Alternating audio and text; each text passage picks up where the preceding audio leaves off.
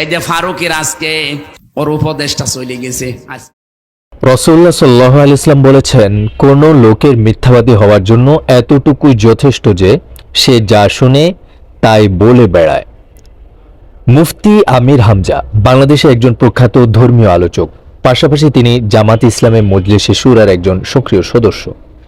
বিগত ফেসিস সরকারের আমলে তিনি কারাবরণ করেছেন।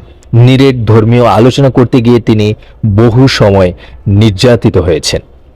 আর এজন্য ধর্মপ্রাণ মুসলমান যারা তারাও তার পক্ষ হয়ে কথা বলছেন। তবে সাম্প্রতিক সময়ে তিনি সংস্কৃতি বিষয়ক উপদেষ্টা মোস্তফা সরওয়ার ফারুকীর পদ থেকে অপসারণ সহ যাচাই বাছাই বিহীন এমন কিছু বক্তব্য দিয়েছেন ধর্মীয় আলোচনা করতে গিয়ে, যা মূলত সত্য বিবর্জিত।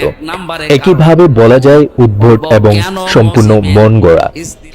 এমত অবস্থায় ধর্মপ্রাণ মুসলমান যারা ধর্মীয় আলোচকদের আলোচনা শুনেন আত্মশুদ্ধির জন্য, তারা এই সমস্ত মন গড়া আর মুখরোচক কল্পকাহিনী শুনে যারপরনাই হতাশ হন।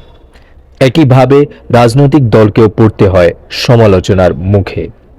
একজন বিবেকবোধ সম্পন্ন আলেমকে ধর্মীয় আলোচনা কিংবা বক্তব্য রাখার ক্ষেত্রে আরও অধিক গবেষণা এবং তথ্যবহুল আলোচনা করবেন, এমনটি প্রত্যাশা করেন দেশের সকল শ্রেণী পেশার মানুষ।